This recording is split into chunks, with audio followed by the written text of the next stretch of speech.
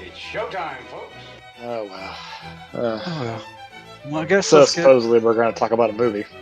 Yeah. I guess we're going to talk about a movie. I guess we need to get some business out of the way first. Maybe some sort of Gotta pay the introduction. bills. Sure. This is And really also, bill paying. we're paying the bills so we can do this. Yes, we're paying the bills, so our internet doesn't get turned off and we can continue doing this.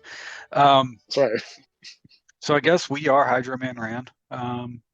We'll see how much of that I cut in and out. Probably leave most of it in. Why not? So I'll probably leave the part out about the vacation that we're taking, just so people don't know what time. Leave out the part about me complaining about my job too. I don't want that out there. Yeah. Okay. So we'll do a director's cut whenever we start a Patreon, and you can see those two segments that we just discussed in our uncut episodes. So we're Hydro Man Ran. I'm Kevin. I'm Andrew. And we talk about movies and video games and whatever else we want to, and we do it on our own schedule, which means irregularly and whenever we can get together. So this episode we're going to be talking. It could be more frequent if they pay us. Yeah. We'll start the Patreon. We'll let y'all decide. We'll have a $1 million tier, one-time $1 million, and if we do that, we'll split the money and we will quit our jobs for a year and bang out these episodes weekly. If that's what you want. And then go crawling back because our mortgages are going to go through the roof. Absolutely, 100%.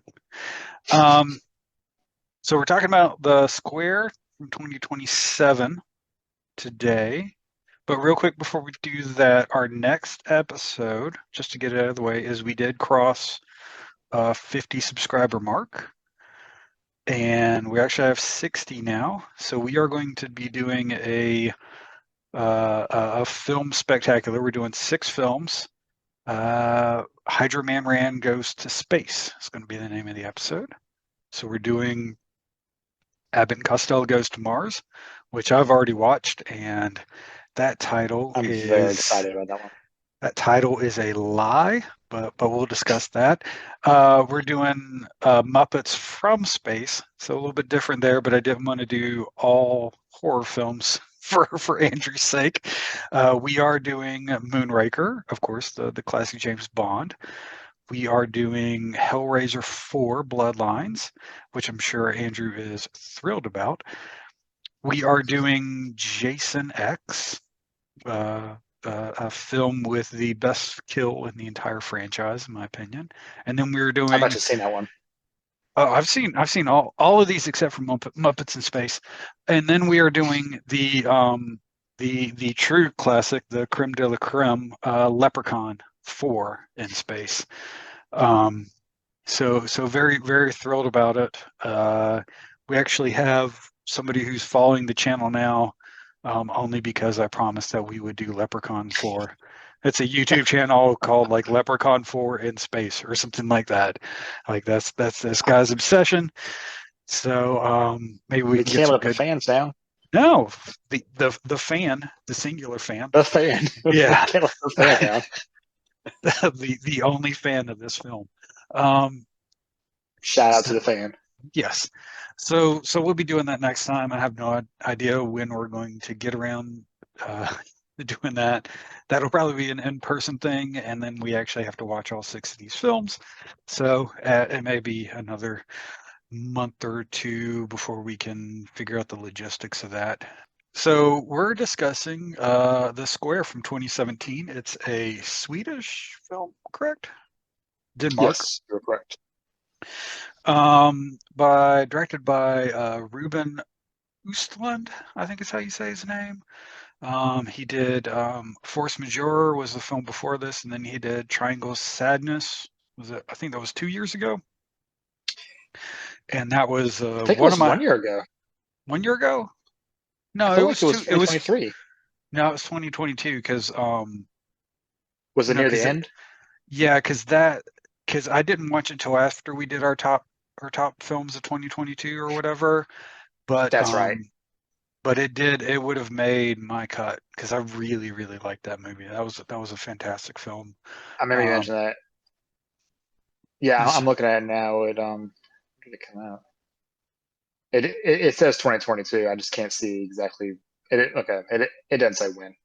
yeah, movies anymore, it's weird because especially a lot on Letterboxd, it's their Yeah. theatrical releases in 2023, but because they had, if they make the rounds and in some festivals in 2022, then that'll show as the Yeah. date. So there's some weird stuff like I'm already making my list of my top films so far that I've been watching from 2024, but so many of them have 2023 as the year because they premiered at a festival then, even though they didn't get a theatrical release until this year, even if it was limited.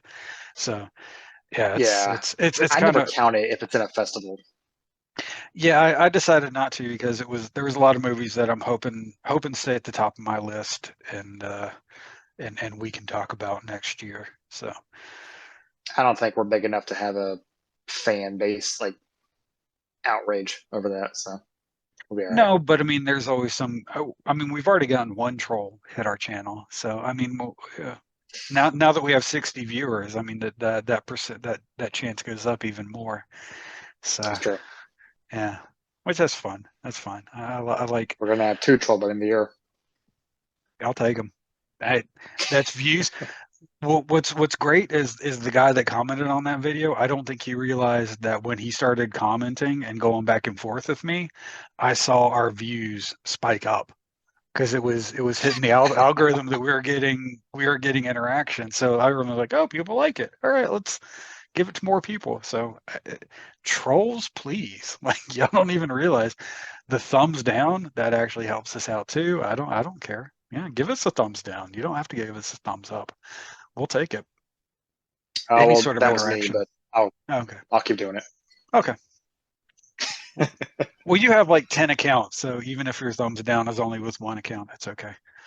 Um, uh, yeah, so this is a film 2017, mostly in Swedish, I want to say, I think, but occasionally Yes. in English because it does have Elizabeth Moss and Dominic West in it. The main actor is, I'm looking at his name, Claes Bang.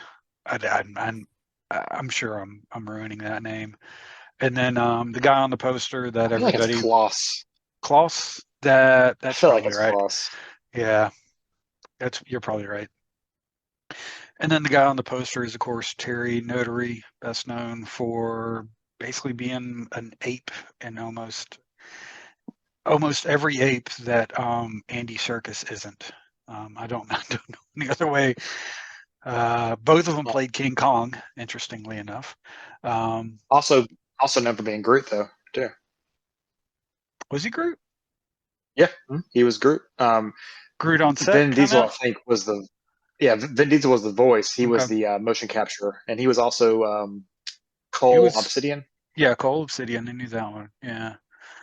Yeah, he was Uh, Groot. As far as the motion capture part went. okay. Huh. I didn't know that. Interesting. He's fairly well known and for film fanatics, I would say. Yeah. I don't know the general audiences would know who he was as well. Um, Probably not. He's not the most. He doesn't have the role that would give you, or the job that would give you the most no, attention. no, kind of like Andy Serkis. Most people don't even know what that guy looks like. Yeah, Which I mean, they're the modern, Lon Chaney Jr. and those kind of guys. Um, but he does have probably the most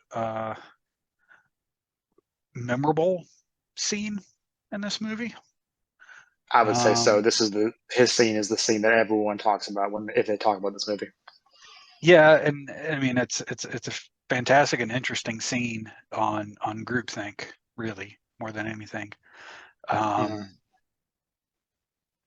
Um, but okay, we're jumping all over the place. So where should we start talking about this movie? Well, I can start because I believe I'm the one who picked it, Yeah, if I you did. recall. Yeah, you started. I don't know. I don't know what I'm doing. We've only been Yeah. doing this for a year and a half. I So don't know. part of the reason I picked it was because I've had it for a while. Give it time. Give it time. Um, Part of the reason I picked it was because I'd had it for a while and never watched it. And I think one of the things you and I discussed is that the best thing about this is it makes us watch other movies that we just, for whatever reason, wouldn't watch. Um, I had bought it because I actually met Terry Notary at a like real small Comic Con out in Dallas. Hmm. And he might be the nicest celebrity I've ever met. Like, went out of his way to talk to me and this girl I was dating at the time just went out of his way to talk to us, answered all these questions. He signed like several things for us. Just super friendly, sweet guy. Um, we actually ended up seeing him at the same hotel we were at. He sat down at the bar with us and talked longer. Oh, that's Um, nice. just a really nice guy. So like it kind of like about me like, oh, I want to go out because he was there just to talk about Marvel because I think Endgame or Infinity War, I forget which one, but one of those two had just come out. So he Okay. was there kind of just talking about it. Um, so I was like, oh, I'm going to look this guy up. And then I saw the square. And at that point, I think I had just started getting into like really getting into movies. Like Hmm. I was watching Your Movie Sucks, just constantly trying to like be a little more prudish, I guess, about my movies. And I knew of the Palme d'Or, and I was like, okay, that's a big deal. And then I realized that the Square won that. I was like, oh, this must be a great movie. Um, and I just never got around to watching it. But when I finally did, I was like, oh wow, this really is a great movie. Um, I may have overhyped it a little bit in my mind just because it'd been so long, Right. but I really enjoyed it. I found it interesting because I feel like at least where I was reading online, it seems like a lot of people view this as kind of a satire about art. And I read that too, and that was not. I think that's a very superficial read on this movie. right, I mean, there may be a couple. I watched an interview, a really good interview. I'll send it your way with the director, and he had mentioned at one point that it's very difficult to make an art film that doesn't come across that Right. way. And he's very down to earth. He also sounds exactly like George St. Pierre, which is just makes the interview way just very hilarious the entire time. Like you just when you hear him, he sounds he's a carbon copy, absolutely. Um, but his big thing was for him, it was more about the bystander effect, and you see that kind of constant throughout the film where something's happening and no one knows what to do. No one jumps in. Like Well, I the mean, girl's running. that's the absolute opening scene. Is Right. there's Like, is there's somebody begging and and begging for money and saying, would you save a life today or whatever, and everybody is mhm. walking by, nobody's making eye contact or even looking in her direction. I think it was her, maybe Yep. it was a man that was begging, and you see just the crowd of people walking towards their work, all the middle class and upper middle class individuals in this city. Yeah. Yep. But then you see that girl who's running and Mhm. obviously it turned out to be a trick to get his wallet money, Right. but she's running past all these people. No, everyone's kind of backing off, and then there's the scene where the kid is in the stairwell and he's banging on doors, and everyone's just not no one's doing anything. Hmm. And of course, the whole point of the square is this is where everyone's got equal treatment. Um, Despite what the video near the end of I guess about 2 hours, about 2/3 of the way through the movie, the video of the little girl getting blown up, which we can get to that later. um, but yeah, but yes, and he kind of goes into that more and more, talking about Sweden. Apparently, one of the things that made him think about that was how I guess the Swedish in Sweden they're very communal. Um, they drove. I think they drove on the left side of the road for a while, and then at some point, the state government, I guess they figured out that it would be safer if they switched that. So they just one day said, "Hey, tomorrow we're all switching to the right side of the road," and everyone just did it. Like the whole country just switched apparently. Um, and if you think for like 2 seconds what would happen if that was tried here, like the level of chaos and conspiracies that would occur if whether it's Biden, Trump, it doesn't matter. All that would have changed is who's freaking out, Right. but the level of chaos that would occur if that happened. Well, you'd have one state that refused to follow that rule, and so all those Right. interstates would be just backed up, and yeah. And see, I guess it'd be I interesting to see like state borders. right, That's what would be interesting. yeah. And see, I even saw it as kind of this commentary, like what stuck out to me was the commentary on the desire to look um, generous and giving without actually being that, without actually giving Mhm. or actually doing anything. Like that to me was I just noticed a lot of scenes that seemed to be the theme. Even when they were talking about art, that seemed to me to be the more in the forefront of what they're really discussing. Um,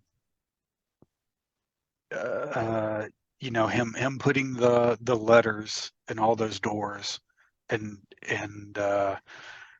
demanding his all of his stuff back, and then he finds the cufflinks at home and he's just like, oh, okay, all right, he forgot to even put them on that morning, so they weren't actually stolen. um uh I love the scene where he's doing his best to make it look like he's legitimately going off script with his speech, and then um when he says, "Oh, and here, there's the meal," and the chef comes down the steps, and everybody just heads off towards the meal, and the chef yells at them to stop so he can tell them what they're actually getting to eat. Like there's a lot that seems more like a commentary on the upper middle class and maybe the lower higher classes than almost anything else.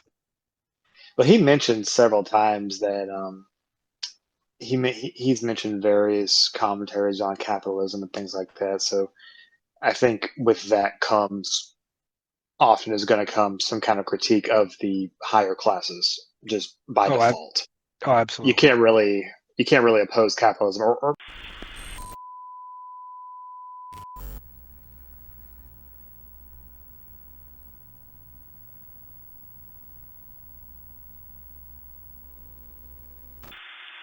so capitalism.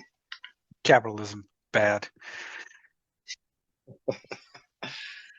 Uh, and we're back. We are. So yeah. So I think what I'm saying is like I don't think you can really have a critique of capitalism without critiquing the ones who are benefiting the most. So whether or not he's Or vice pro or versa. Right. vice versa, exactly. Because if I recall, you mentioning triangle of sadness certainly goes much deeper into that, right? Yes. Yes, it's an interesting discussion on power and power and privilege and who we give priority to in society because of we're able to, and if you really strip away society, like who gets the power and the privilege at that point in time. So it's a little bit of the second half of the movie does a little bit of what's the movie about, or what's the book with all the kids on the island, like Lord of the Flies. Well, five. Yeah, so it delves into that kind of a little bit with some class critique, so throughout the film. Gotcha. Um, Yeah, and I think that was certainly at least subtly put into the square to some degree. Um, but I think, and he said as much that the overall point of the movie was to really kind of shine a light on how communities often just the individuals within them just kind of keep on walking, Right. like they're not really looking to help anybody or anything like that. Well, and that's really exemplified in the penultimate scene, the the famous standout scene with Terry Notary, where Mhm. he starts almost raping a woman, and it takes it Seven or goes eight on. of them at least. Well, not even 7 or 8 of them, but it takes a while for someone to even act, right? Right. And Like then it's it's just for a minute it's just one guy. one guy, but that's the whole thing. It's the crowd behavior. It's somebody has to act for everybody to act. Um, so I think that yeah, that seems to bolster his proposition for what he was attempting to do with this film. Yeah. Yeah. I mean that's like the most well known scene from the movie, and I think appropriately so.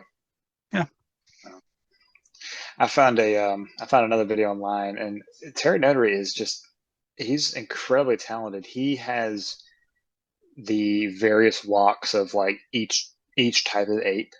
He has them down perfectly. I didn't even really realize like that they all walk differently. But he shows like gorillas, he shows orangutans, chimpanzees. He shows like specific details about how they walk through like a 15-minute video. I mean, which I guess you'd expect from a guy who spent a better half of his career just doing apes. yeah. Well, I mean, Uh, the first time I think I really noticed who he was on a special feature for, I think, the is it Rise of the Planet of the Apes, that first one? Maybe, yeah, yeah. With He's in, I with think, all of the new ones. I'm sure he's in all of them, but it was the first of the new series. So the one with James Franco and John Lithgow. Was that Um, Dawn of the Planet of the Apes? no, Dawn was the I don't know the order. I like the movies, but not that much. I can't think of the order that they Yeah, go in. I don't know. I could tell you the plots of each of them. I don't know the names. Um, The only one I really remember is the one with what's that guy's name? The guy who played the Trinity killer in Dexter. I think he's like James Franco's dad or something. John Lithgow. Yes, yes, thank you. So that's I forget which one it so was. I'm pretty sure that's Rise, if I'm not mistaken, but I might be wrong. Let me find out. Well, he was in the one with Mark Wahlberg as well. We don't talk about that one. That's You're right. I'm But sorry. John Lithgow was in the one with Mark Wahlberg, No, no, no. The one with the first one with James Franco. but Mark Wahlberg wasn't in that one. Right. The one with Mark Wahlberg was like back in like 2001. Yeah, yeah, And yeah. then That was a temp. I'm pretty sure that's just separate entirely. Yeah, that's a standalone, and the four that are out now loosely tie in to the originals in certain parts. Basically, there's a shot in Rise of the Planet of the Apes where a spaceship is taking off, and it's the spaceship that Charlton Heston is supposedly on that crash lands in the very first Planet of the Apes movie. Oh wow. It's the same name. So I mean they're loosely tied, but the the explanation in the original movie series for the apes even talking is that two apes travel back in time to kind of our modern time, and they have a baby, and that baby is kind of the one that launches like and then I think there's a virus, so they got that part right. But yeah, there's time travel. Those movies are kind of weird. I like them, but They're a little awkward. They're fun. Oh, they're fun. We No, I call love them. them. I We love them. just call them fun. Yeah, no, like I'm not going to go. It's not Furiosa, so I didn't go to the theater, but I'm looking forward to watching the newest one when it comes on Hulu or something, whatever. So, Mm. Yeah, yeah. I mean, I'll definitely just watch them just for the sake of it. But you know, in the same way, someone might watch Transformers for a non-Megan Fox reason. So that's it. now, yeah, I watch Transformers if I want a headache. I'm like, I haven't had a headache in a while. I think I need a headache. Let's watch a I remember at some point Transformers movie. I saw a trailer for one recently. It was one of the, not the newest one, but one that just recently came out. And I was like, what are they doing now? And then I think at some point early on, I was like, I bet they're gonna have like some kind of prehistoric crap. And then sure enough, a dinosaur comes out of nowhere. I was like, is that Optimus Prime on a freaking T-Rex? They Well, you really just have don't care. in the original like G1 Transformers, you do have the somebody can correct me in the comics. What are they called? The dinosaurs? The Dinobots. That's what they're called. So those are actual like original old school dinosaurs. And then in the 90s when you were a kid, and I'm kind of shocked that you didn't know about this, you had Beast Wars. So that I was remember Beast where Wars. a bunch of I remember Beast Transformers Wars. crash land on prehistoric Earth. And so Megatron was like a T-Rex in that one, and but uh Was he? Optimus Primal was a gorilla transformer, Yeah. and yeah, there's all sorts of ones. I remember watching it. I don't remember the plot. I just, at that point, it was just cool to me to see animal robots fighting. That's all I cared Yeah, it's fun. Rhinox. Yeah, no, I like those about. Yeah. Transformers. Those are pretty cool ones. Yeah. What were we talking about? Jeez. Wow. The Okay. Terra Notary in the Square. Did Terry Notary do any motion capture for any of the Transformers films? You know, let me look. I wonder if they I even bet did motion capture for those movies. he was in the Hot Chick and the Animal, both Rob Schneider films.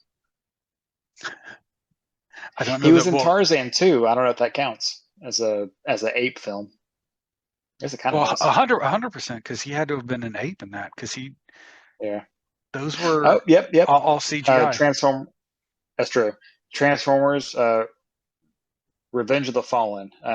Based on the poster, that's the one where they go to Egypt, Oh, which I mean, that was the I only one assume that because there's a pyramid. No, I know which one you're talking about, because that was the one. I think that was the second one, and that was the one that, like, oh, okay, I immediately outgrew these movies after, because I liked the first one, and I immediately outgrew them on the second one, because they gave I've Devastator. He was a combination bot, like a bunch of different robots that would combine together to be like mhm, a giant robot, and it was all construction equipment. And so they right. gave in that movie they gave Devastator um, wrecking ball balls in his crotch, Oh my goodness, and I was like, okay, that's I've unacceptable. I've outgrown these movies. It's okay. All right. So they're making a Transformers GI Joe movie. Yeah, they've been talking about that one for years. I'm so upset to hear There's a really good comic series, and I can't remember who wrote it, but Jay Lee did the art. It was really good art, and it's set in like World War II. So it's like World War II GI Joes. And so all the Transformers are like these rusted out versions of like military equipment from World War II or World War One. And that was actually a pretty good story. I remember liking that one. I don't think they'll do that one because that's too weird. that. But yeah, so the Square. The Square, yes. I feel like the fact that we can't focus on it makes it seem like it's not good, but it is a genuinely great movie.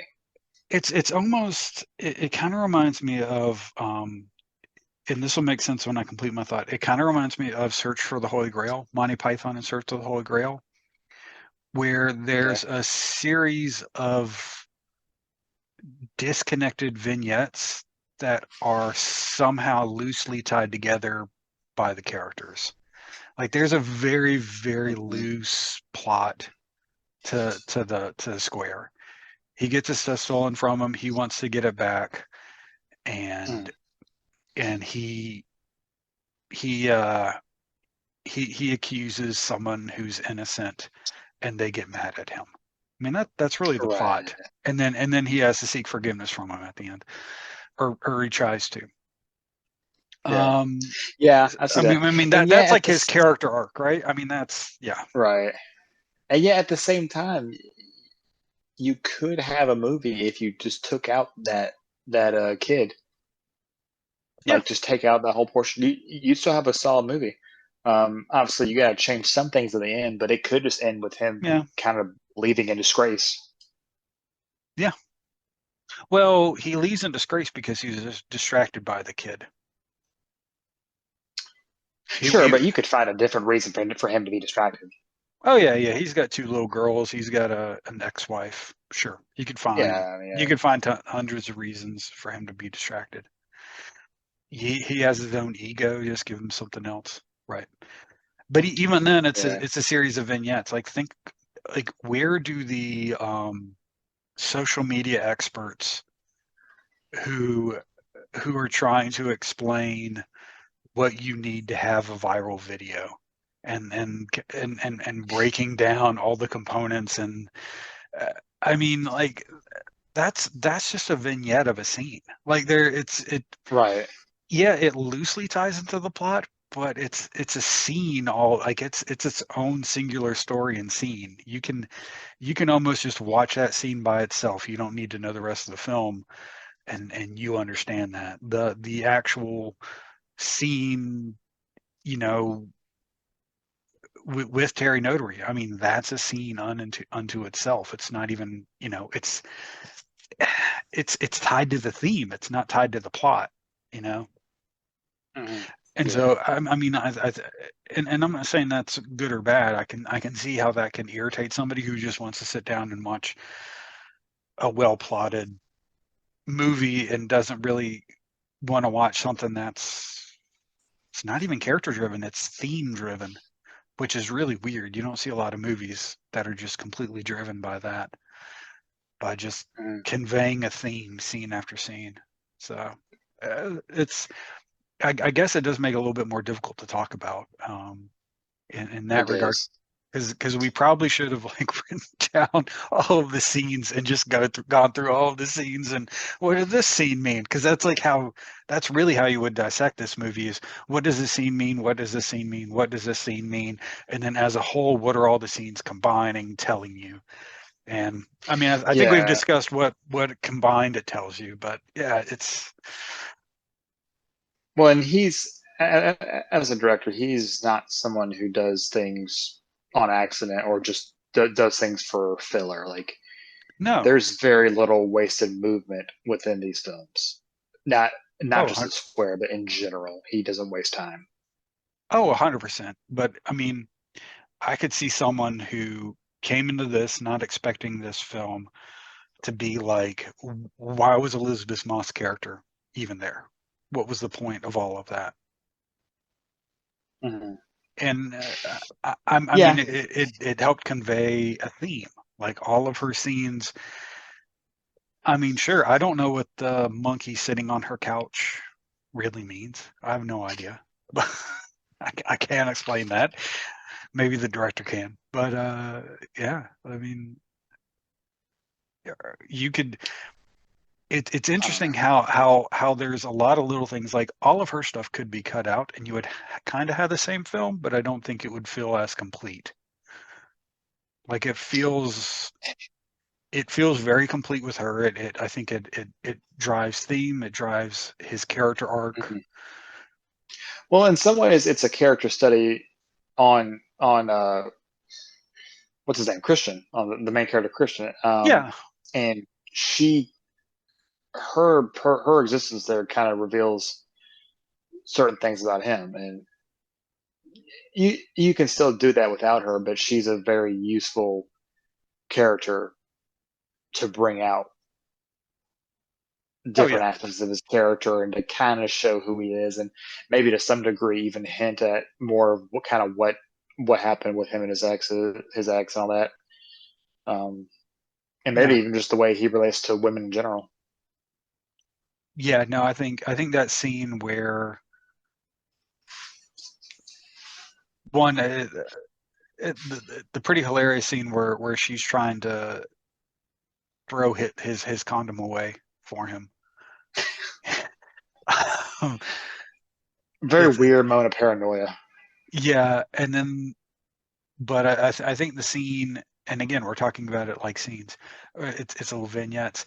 The vignette, we'll call it that, where the skit where they have the tower of chairs that always looks like it's or sounds like it's about to tumble on top of them, whatever that art installation is. And like she's asking him like, do you even know my name? And he was like, yes, of course. It's like, Right. Most people when you ask them that, they would actually just respond with your name to prove that they know it. And yeah, that's a fantastic scene. Her acting in that scene is really, really wonderful.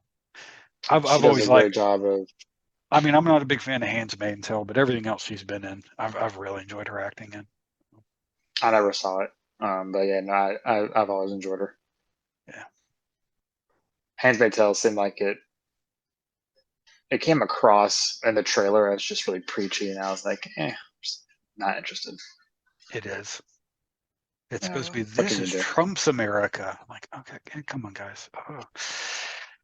I feel like if it is Trump's America, then you can't make that. So yeah, maybe I'm thinking too hard. I don't know.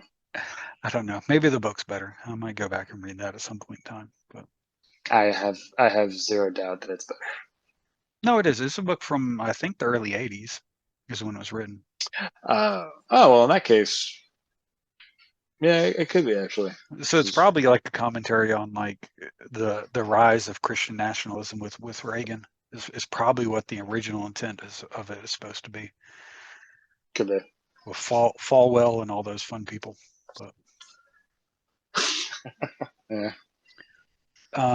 But yeah, her and Invisible Man. Did you ever watch that one? That's I did. That's a really good one. That was that movie gives me chills. Yeah. That's a hard movie. That's a tough one. And I don't know for sure that it was intended to be that way, but it's a tough movie to watch. I think it's a horror movie, so yeah, I think it's supposed to be. But I mean, not so much in the horror aspect. And I mean, it probably was the intention. It's just like, and I mean this in a good way, but it's just difficult to watch. No, I mean it's about an abusive man. I mean, yeah, I don't think it's supposed to be easy to watch. The idea that an abuser like that can just do what he wants. Mm-hmm. Like it's a very simple idea, but well done. Yeah. That was supposed to be part of the MonsterVerse, wasn't it? No.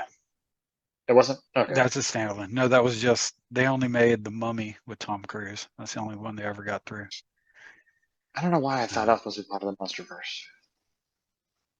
No, I think they've actually used that, I think, as a template for the how they're going to do those movies now. Kind of a low budget, little more high class horror films. So, because Guillermo del Toro is currently doing Frankenstein, which I'm very excited about, and I was about to say Roger Eggers, but he's actually doing Nosferatu. So I don't know. I know there's a Dracula one coming out too, but Roger Eggers' Nosferatu looks really cool. I'm excited about that. Dracula was announced years ago, I feel like. Yeah, I feel like there's a Dracula in production, but I can't remember who's doing it or who's behind it. If it is, I'll take a screenshot here. Yeah. I remember when they were first talking about the whole concept of having like the whole universe with them. They had like that picture. They had like Tom Cruise. Oh, Johnny Depp. Yeah, Johnny Depp was going to be the Invisible Man. So that shows you how much of that was dropped. Like all of it is dropped. None of it's. They really thought, and I love I love the idea. The idea is Sure. awesome. It just was Well, so poorly executed. it's it's not the worst idea in the world, but the way they executed it in the movie was just so corny and stupid. Yeah. It was. Yeah. I mean, Russell Crowe was Dr. Jekyll and Mr. Hyde. That was kind of, I mean, I didn't hate that, but everything else, the way it was executed, wasn't that great. 100%. Yeah. Yeah. So, all right. Well, you got anything else to say about the Square?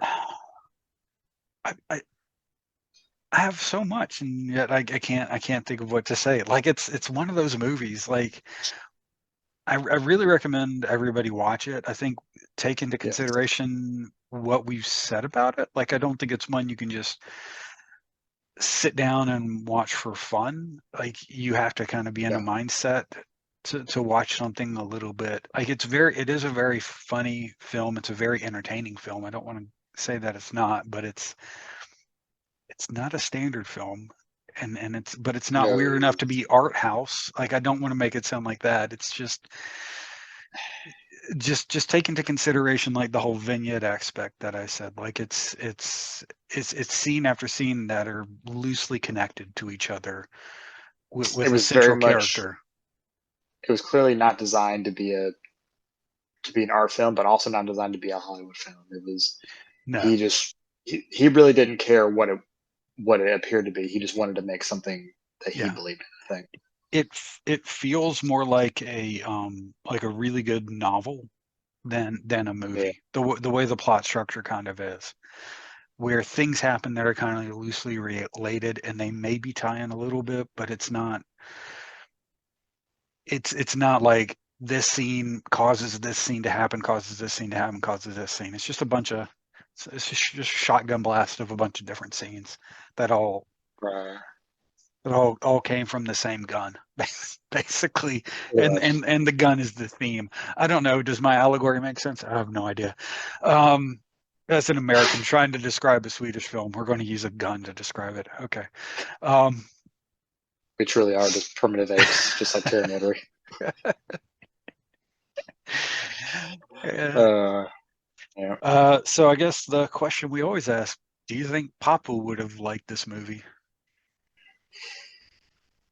I don't know. I really am not. I don't know. I don't know either. I don't know is the correct answer. And It's I'll like say, I think if it was a book, he would have read it and enjoyed it. I don't know that he would like it as a yes. movie. The way it's structured, I don't know that Papa really wanted weird, you know, I'm not saying that this is experimental, but kind of obtuse structures in his film. I think he wanted a good plot, good characters. Everything, he wanted it very straightforward. I have a feeling that's kind of the way he enjoyed his movies. Because to him it was purely entertainment, right? I don't think he wasn't Yeah. he wasn't like he was a film lover, but not like a, a cinephile. I guess that's the right word. Like he wasn't Yeah. that kind. I don't know that this would have been up his alley entirely. I think you're right. I think you're right. I think he may have gotten Yeah. bored with it. Honestly, I don't know. I think there's certain scenes that would have just bored him. But yeah, I don't know. I don't think that's the wrong response. It's just to each their own kind of thing. Oh yeah, 100%. Yeah. Yeah. Okay. So that was The Square. Like we said at the beginning, next time we talk about movies, we'll be talking about a bunch of space movies and series that probably shouldn't have gone to space. So, and then I guess we're going to jump. Do you want to jump back on and do the top 5 real quick? Yeah, sure. Okay. All right. Well, let's end this so we can jump back on in 10 minutes after this thing finishes. Sounds good. All right. I will see you in 10. All right, man. Yes, sir.